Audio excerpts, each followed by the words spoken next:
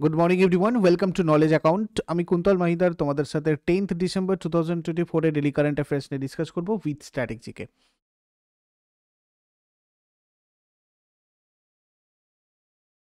দেখো, আজকে এটার পর তোমাদের যে ক্লাসটা আছে সেটা হচ্ছে 10টা 30 থেকে ডাব্লিউবিসিএস প্রিভিয়াস ইয়ার কোয়েশ্চেন তোমাদের টপিক ওয়াইজ হবে। এটা তোমাদের আজকে ফার্স্ট ক্লাস স্টার্ট হচ্ছে 10টা 30 থেকে। তারপরে ডাব্লিউবিপি জিকে কেস স্টাডিতে তোমাদের সন্ধ্যাবেলা 6টার সময়, আর আরআরবি এনটিপিসি জিকে জিএস সন্ধ্যাবেলা 7টায়। আর যেমন 9টার সময় ম্যাথের ক্লাস হয় সেটা রয়েছে, এটাও তোমাদের হবে। তো প্রত্যেকটা লিঙ্ক আমি টেলিগ্রামে শেয়ার করে দেবো, তোমরা ওখান থেকে ক্লাসগুলো অ্যাটেন্ড করে নিও। নোটিফিকেশান তোমাদের কাছে নাও আসতে পারে, ইউটিউবে অনেক ক্লাস হলে সেক্ষেত্রে নোটিফিকেশান কিন্তু অনেক সময় আসে না। আর কে স্টাডি চ্যানেলটা তোমাদের ডাব্লিউবিপি এবং কেপির জন্য স্পেশাল চ্যানেল, তোমরা এটাতে অবশ্যই সাবস্ক্রাইব করে নিও। ওখানে ডাব্লিউবিপি কেপি রিলেটেড ক্লাসগুলো কিন্তু চলছে। ক্লার্কশিপ মেনের তোমাদের ডেসক্রিপটিভ ব্যাচ লঞ্চ হয়ে গেছে। 17ই ডিসেম্বর থেকে তোমাদের মেইন ক্লাস স্টার্ট হবে। আর 17ই ডিসেম্বরটাই তোমাদের একটা লাস্ট অফার ডেট, তোমাদের যেখানে 499-এ অনলি তোমরা পুরো হোল টাইমের জন্য এই ক্লার্কশিপ মেন ব্যাচে জয়েন করতে পারো। আরও ডিটেলস কিছু জানার থাকলে তোমরা এই নম্বরে কল অথবা হোয়াটসঅ্যাপ করে জেনে নিয়ে এটাতে জয়েন করে যাও। দেখো, আজকে প্রথম প্রশ্ন আমরা যেটা দেখব, কোন দল ফাইনালে ভারতকে হারিয়ে 11তম এসিসি আন্ডার-19 পুরুষদের এশিয়া কাপ জিতেছে? এটা জিতেছে বাংলাদেশ। এসিসি আন্ডার-19 পুরুষদের এশিয়া কাপ 19 বছরের নিচে পুরুষ ক্রিকেটারদের জন্য অ্যাকচুয়ালি এটা হোস্ট করেছে ইউএই, ইউনাইটেড আরব এমিরেটস। ফাইনালে ম্যাচের সেরা খেলোয়াড় হচ্ছেন ইকবাল হোসেন ইমন বাংলাদেশ থেকে। টুর্নামেন্টের সেরা খেলোয়াড় হচ্ছেন ইকবাল হোসেন ইমন বাংলাদেশ থেকে। ACC under-19 men's Asia cup যদি আমরা দেখি, এশিয়ান ক্রিকেট কাউন্সিল বা এসিসি, এটা হচ্ছে এশিয়ার ক্রিকেট নিয়ন্ত্রক সংস্থা। এসিসি আন্ডার-19 পুরুষদের এশিয়া কাপের আয়োজন করে। প্রথম সংস্করণ 1989 সালে বাংলাদেশে হয়েছিল এবং ভারত জিতেছিল। আর 1989, 2003, 2012, 2013, 2014, 16 এবং 18 আর 19, এই 8টা টাইটেল আমাদের ভারত টুর্নামেন্টের ইতিহাসে সবচেয়ে, 8টা টুর্নামেন্ট জিতে ভারত আমাদের এই এসিসি আন্ডার-19 মেন্স এশিয়া কাপের সব থেকে সফল দল এখনো পর্যন্ত। এশিয়া ক্রিকেট কাউন্সিল এশিয়ার ক্রীড়া পরিচালনাকারী একটা সংস্থা এবং আন্তর্জাতিক ক্রিকেট কাউন্সিল দ্বারা স্বীকৃত। 19শে সেপ্টেম্বর 1983 সালে নিউ দিল্লিতে এশিয়ান ক্রিকেট সম্মেলন হিসাবে প্রতিষ্ঠিত হয়েছিল এবং 1993 সালে এশিয়ান ক্রিকেট কাউন্সিলের নামকরণ করা হয়েছিল। এর হেডকোয়ার্টার সংযুক্ত আরব এমিরেটসে রয়েছে দুবাইয়ে। সভাপতি শাম্মী সিলভা।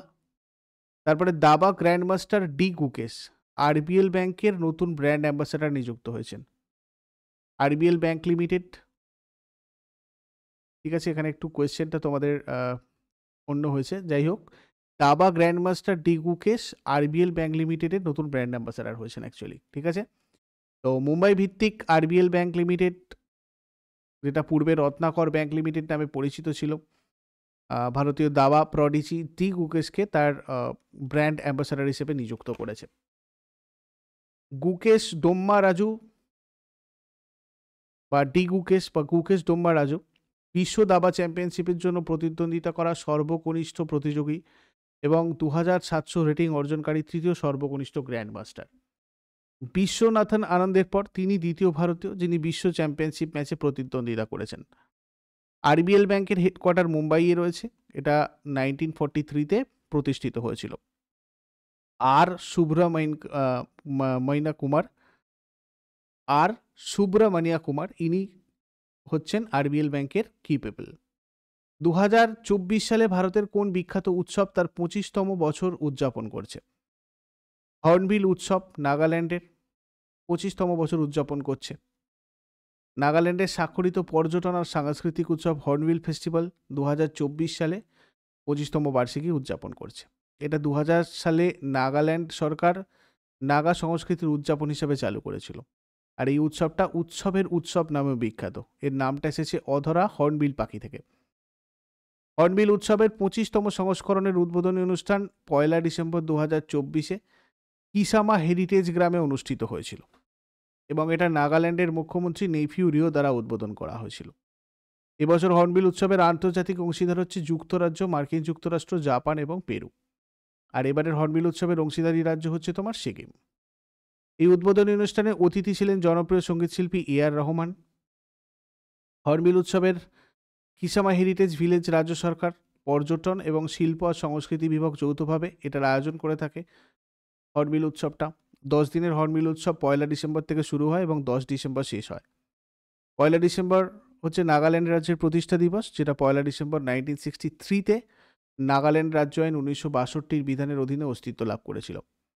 তারপরে মাদকের অপব্যবহার এর বিরুদ্ধে লড়াইয়ের জন্য কোন রাজ্যে সরকার ইউবা শুদ্ধি অভিযান চালু করেছেন? এটা করেছে কর্ণাটকে। কর্ণাটকের রাজ্যপাল থাওয়ার চাঁদ গেহলট কর্ণাটকের বেঙ্গালুরুতে যুব শুদ্ধি অভিযান নামে এই মাদক বিরোধী অভিযানটা শুরু করেছেন। এই অভিযানটা ভারতীয় নার্সেস অ্যান্ড অ্যালাইড সংঘ দ্বারা সংগঠিত হয়েছে। আর এই ক্যাম্পেনের উদ্দেশ্য মাদক ব্যবহারের সাথে যুক্ত যুবকদের মধ্যে সচেতনতা বৃদ্ধি করা। তারপরে 2024 সালের ডিসেম্বরে ভারত কোন দেশের সাথে পররাষ্ট্রমন্ত্রী পর্যায়ে সহযোগিতার জন্য একটা যৌথ কমিশন প্রতিষ্ঠা করতে একটি সমঝোতা স্মারক স্বাক্ষর করেছিল? এটা হয়েছিল কুয়েত। ভারত আর কুয়েত দ্বিপাক্ষিক সম্পর্ক জোরদার করার জন্য পররাষ্ট্রমন্ত্রী পর্যায়ে সহযোগিতার জন্য একটা যৌথ কমিশন প্রতিষ্ঠার জন্য একটা সমঝোতা স্মারক বা মেমোরেন্ডাম অফ আন্ডারস্ট্যান্ডিং এটা স্বাক্ষর করেছে। 2024 সালের 3 এবং 4 ডিসেম্বর কুয়েতের পররাষ্ট্রমন্ত্রী আবদুল্লাহ আলী আল ইয়াহিয়ার সফরের সময় উভয় দেশের মধ্যে এই মেমোরেন্ডাম অফ আন্ডারস্ট্যান্ডিং স্বাক্ষরিত হয়েছিল। কুয়েতের পররাষ্ট্রমন্ত্রী হিসাবে আবদুল্লাহ আলী আল ইয়াহিয়ার এটাই প্রথম ভারত সফর। কুয়েত সম্পর্কে যদি দেখি, কুয়েত আরব উপদ্বীপে অবস্থিত একটা ছোট রাজ্য। এটা পেট্রোলিয়াম তেল সমৃদ্ধ একটা মুসলিম আরব দেশ। 1961-এ যুক্তরাজ্য থেকে তার স্বাধীনতা লাভ করে। কুয়েত সিটি হচ্ছে এটার ক্যাপিটাল, আর মুদ্রা কুয়েতি দিনার। আমির শেখ মিশাল আল আহমেদ আল জাবির আল সাবাও ইনি হচ্ছেন এখানকার আমির। তারপরে কে বিনা প্রতিদ্বন্দ্বিতায় মহারাষ্ট্র বিধানসভার স্পিকার হিসাবে নির্বাচিত হয়েছেন? বিনা প্রতিদ্বন্দ্বিতায় মহারাষ্ট্র বিধানসভার স্পিকার হিসেবে নির্বাচিত হয়েছেন রাহুল নারওয়েকার। বিজেপি বিধায়ক রাহুল নারওয়েকার 15তম মহারাষ্ট্র বিধানসভার স্পিকার হিসাবে বিনা প্রতিদ্বন্দ্বিতায় নির্বাচিত হয়েছেন। 14তম বিধানসভার স্পিকার ছিলেন এবং 20 নভেম্বরের নির্বাচনে মুম্বাইয়ের কোলাবা বিধানসভা আসন থেকে ইনি পুনরায় নির্বাচিত হন। তারপরে উত্তরপ্রদেশে ভারতের প্রথম ইন্টিগ্রেটেড ওয়েস্ট ম্যানেজমেন্ট সিটি কাম লার্নিং সেন্টার 2025 সালের সেপ্টেম্বরে মধ্যে কোথায় প্রতিষ্ঠিত হবে? গোরক্ষপুরে হবে। ভারতের প্রথম ইন্টিগ্রেটেড ওয়েস্ট ম্যানেজমেন্ট সিটি উত্তরপ্রদেশের গোরক্ষপুরে প্রতিষ্ঠিত হচ্ছে, যেটা সেপ্টেম্বর 2025-এর মধ্যে শেষ হবে। শাহজাহানবাজ সুথনি গ্রামে 40 একর জমির উপর অবস্থিত এই প্রকল্পের লক্ষ্য হচ্ছে গোরক্ষপুরকে আবর্জনামুক্ত করা এবং টেকসই বর্জ্য ব্যবস্থাপনার জন্য একটা সার্কুলার ইকোনমি মডেল প্রচার করা। তারপরে ভারতের কোন রাজ্যের আবৎ সহায়েশ্বর মন্দির সংরক্ষণ প্রকল্প সাংস্কৃতিক ঐতিহ্য সংরক্ষণের জন্য 2024 ইউনেস্কো এশিয়া প্যাসিফিক পুরস্কারের অ্যাওয়ার্ড অফ ডিস্টিংশন জিতেছে তামিলনাড়ু। দুটো ভারতীয় ঐতিহ্য সংরক্ষণ প্রকল্প, তামিলনাড়ুর থুক্কাচির আবৎ সহায়েশ্বর মন্দির সংরক্ষণ প্রকল্প এবং মুম্বাই মহারাষ্ট্রের বিজেপি সিআই সংরক্ষণ প্রকল্প 2024 সালের সাংস্কৃতিক ঐতিহ্য সংরক্ষণের জন্য ইউনেস্কোর এশিয়া প্যাসিফিক পুরস্কার জিতেছে।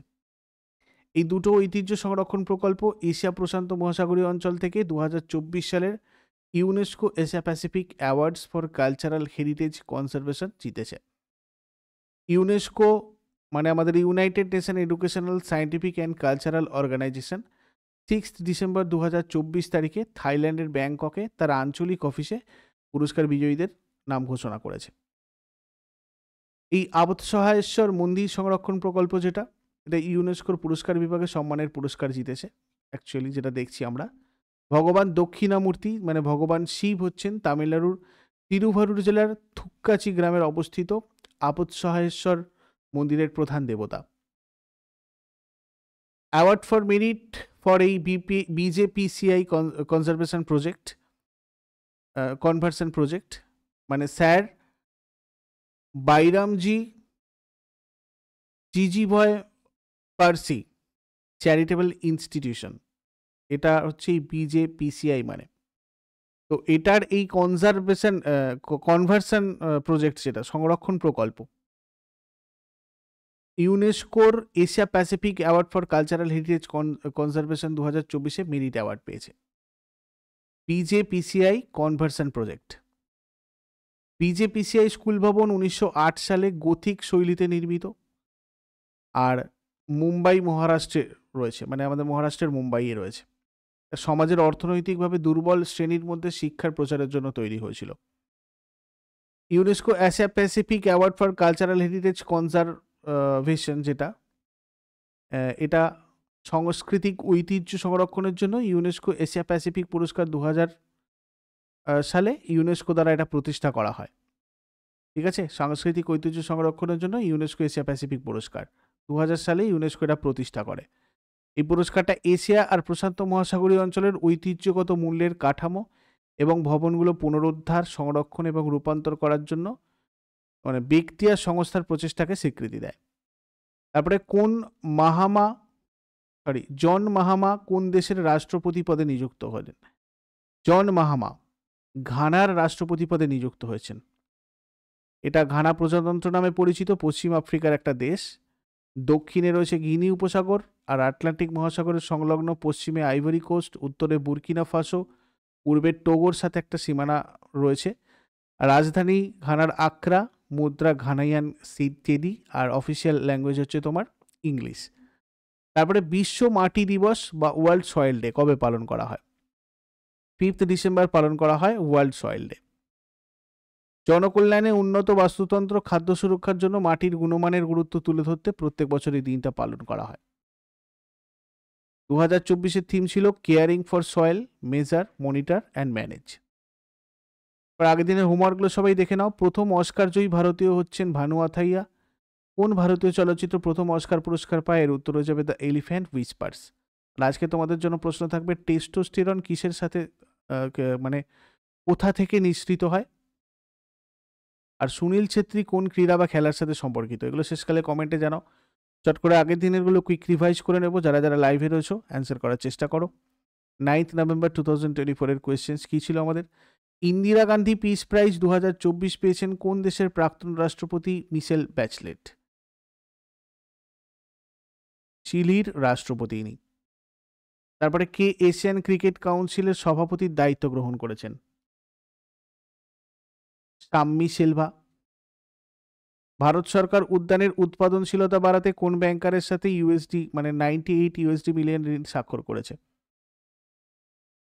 Asian development bank. সম্প্রতি উদ্বোধন করা টাটো 1 হাইড্রো ইলেকট্রিক প্রকল্প কোন রাজ্যে অবস্থিত? অরুণাচল প্রদেশ। কী কারণে ভারত এশিয়া প্যাসিফিক 2024-এর জন্য ISSA গুড প্র্যাকটিস অ্যাওয়ার্ডে ভূষিত হয়েছিল? শ্রমিকদের স্বার্থে সর্বোত্তম অনুশীলন। উত্তরাখণ্ডে প্রধানমন্ত্রী আবাস যোজনার আওতায় কতগুলো সাশ্রয়ী মূল্যের বাড়ি তৈরি করা হবে? 16,000। কে সম্প্রতি আন্না চক্র এবং স্ক্যান পোর্টাল উন্মোচন করেছেন? প্রহ্লাদ যোশী। মোবাইল ম্যালওয়্যার অ্যাটাকসে বিশ্বব্যাপী তালিকায় শীর্ষে রয়েছে কে? ভারত। সোনাই রূপাই বন্যপ্রাণী অভয়ারণ্য কোন রাজ্যে, যেটা সম্প্রতি খবরে ছিল? আসাম। প্রতি বছর ভারতীয় নৌবাহিনী দিবস কবে পালিত হয়? 4 ডিসেম্বর। সম্প্রতি সীতারাম বিবাহ পঞ্চমী মহোৎসব কোথায় আয়োজিত হবে? নেপাল। এগুলো ছিল তোমাদের আগের দিনের প্রশ্ন। ইউজফুল বলে মনে হলে লাইক আর শেয়ার করো, কমেন্ট করে ফিডব্যাক জানাও। আর যারা প্রতিদিন সকাল 6টার সময় ডেইলি কারেন্ট অ্যাফেয়ার্সের আপডেট পেতে চাও অবশ্যই নলেজ অ্যাকাউন্টকে সাবস্ক্রাইব করে বেল আইকন প্রেস করে অলে ক্লিক করে নাও। Thank you so much, take care, have a great day.